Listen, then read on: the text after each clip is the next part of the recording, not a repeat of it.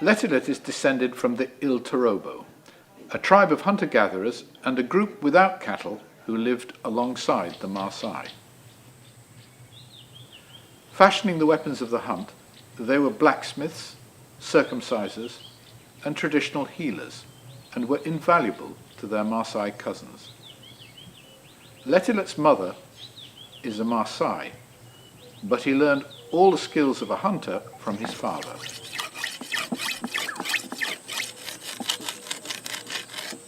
Although he now lives the life of a sedentary pastoralist, he understands the ways of his forefathers. He knows how to keep his weapons sharp and how to flint the skin from a carcass using small flakes of obsidian stone.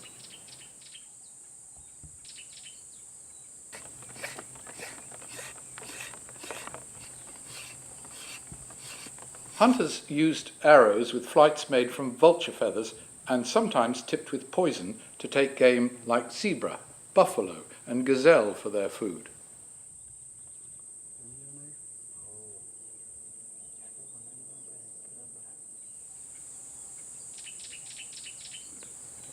To show off their prowess, they would also have hunted lion.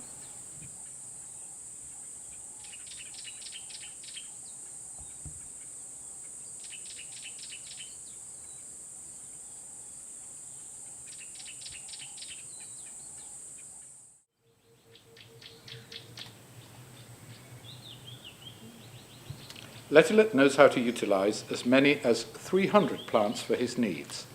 The soft leaves of the old Leleshwa were used as an underarm deodorant and still are today, whilst the cotton-like seed pods gave him a soft bedding at night.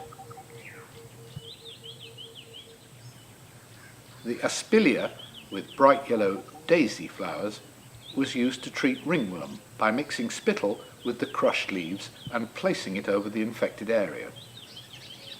The orange berries of the elseki, or sandpaper tree, were a symbol of peace. The branches were laid down to settle disputes.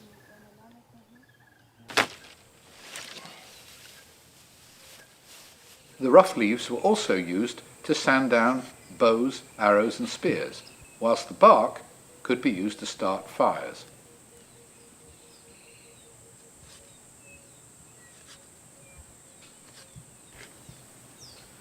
Rapid turning of a harder wood in the soft elseki base creates the heat to start his fire.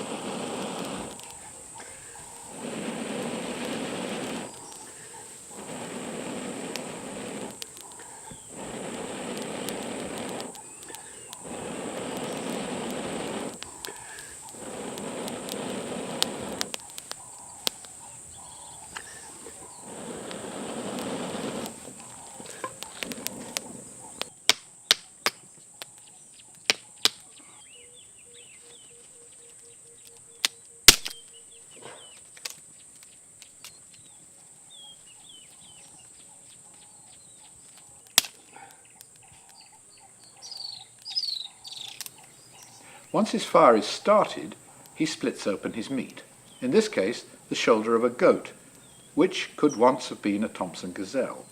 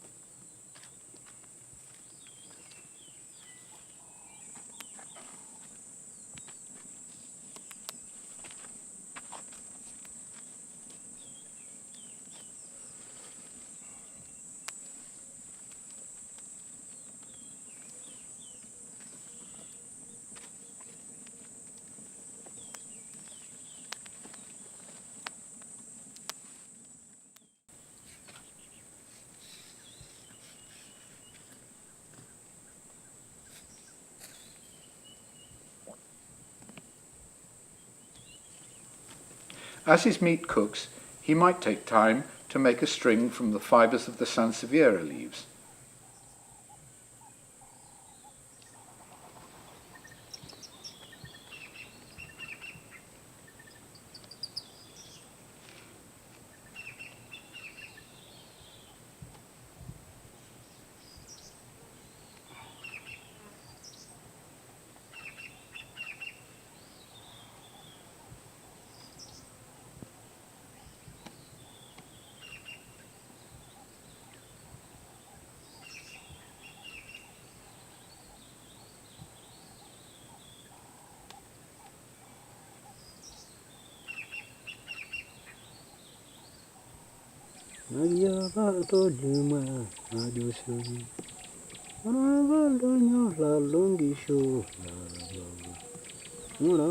The strands are drawn together and rolled to form the string.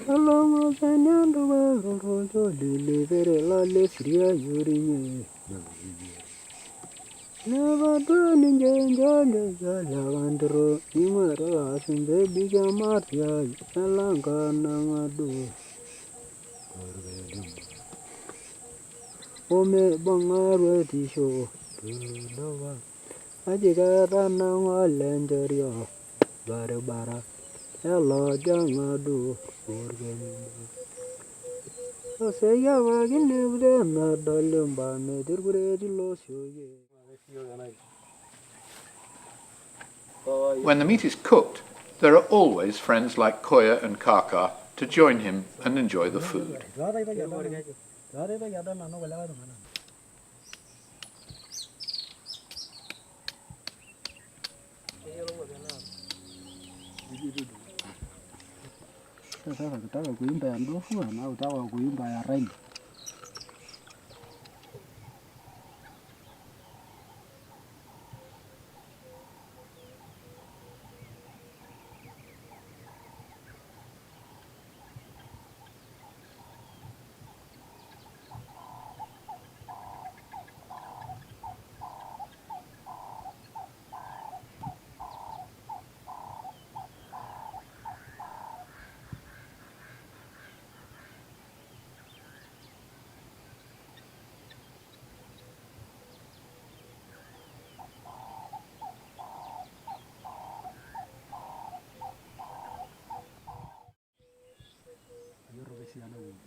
Drink has an important place in daily and ceremonial life.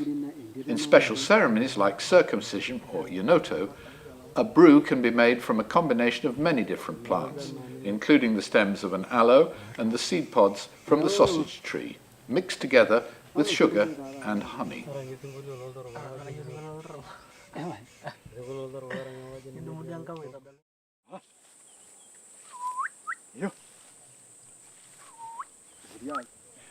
Letinet and his friend collect honey by enlisting the help of a special bird called the honey guide. First, they summon the bird by mimicking its call.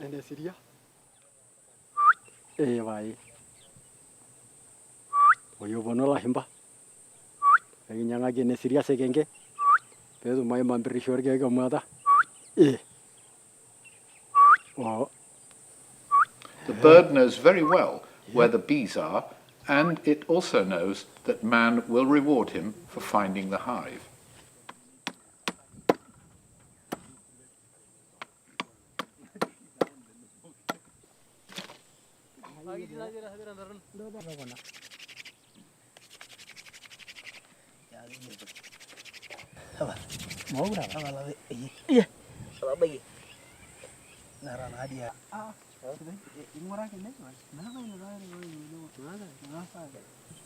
On this occasion, the hive is in a hollow tree. They smoke out most of the bees and then reach inside to draw out the dripping honeycomb. This they dutifully share with the honey guide before they return to camp.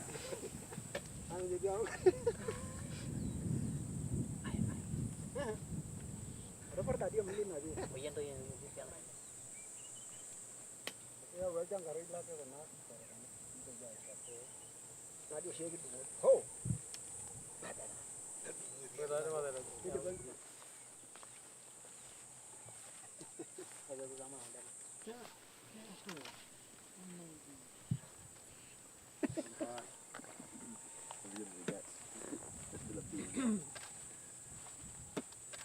sana. Tamu sana. Ada yuzi ada yang ada tu. Tener está allí.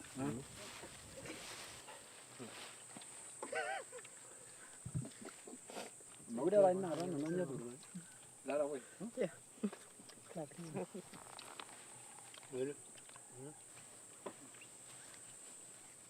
Ayo dia dengar dia ada. Due to tough anti-poaching laws, Letilet is no longer able to live as a hunter-gatherer. He now lives the life of his Maasai cousins.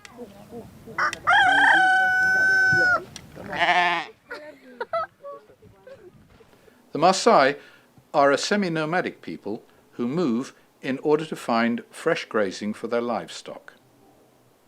They pack their worldly possessions onto donkeys, starting with a skin over the animal's back.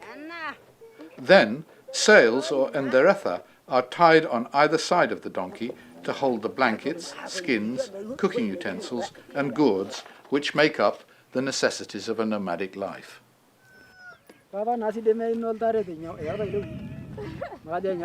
These are secured with string made from wild sisal and strips of leather from young buffalo or eland hide.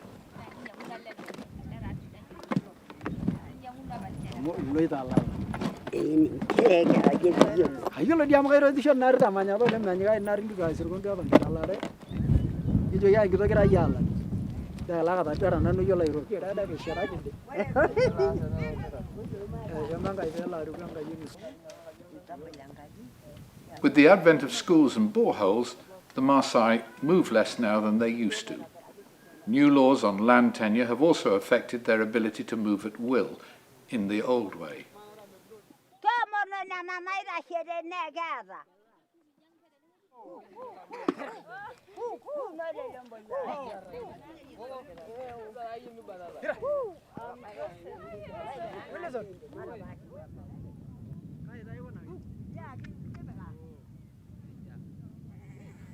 The Maasai traditionally burn their old camps, purging them of pests and leaving only ash and cow dung behind, so that the land can recover over time. Here, Letilet's friend William allows his wife Shenya to reenact the Maasai wedding ceremony for us. Wearing the beaded headband of her new post-circumcision status and her soft calfskin wrap, Shenya is blessed by the elders of her home before being escorted to her new home.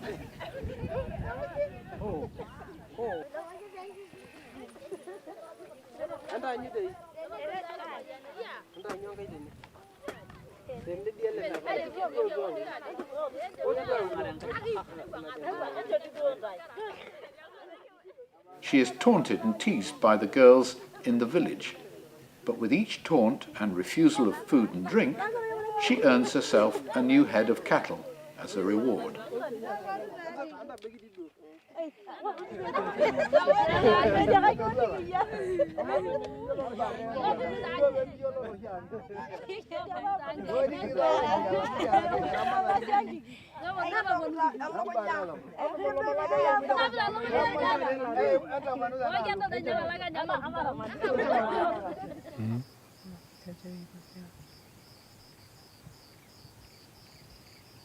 The traditional copper ear pendant, Olmindoi, represents a small two-legged stool and was given to Letilet at the time of his circumcision.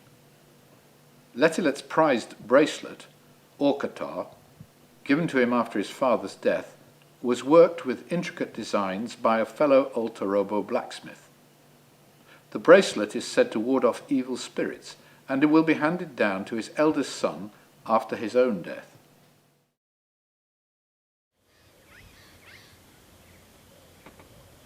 Letilet makes his living now as a freelance game guide in the camps of the Maasai Mara. He spends his spare time building up his small herd of domestic animals in Tanzania.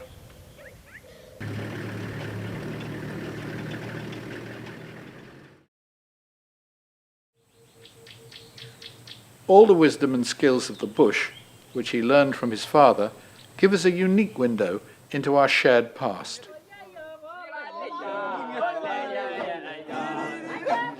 His songs may die with him, but the plants will remain to share their secrets with us if we are wise enough to learn from them.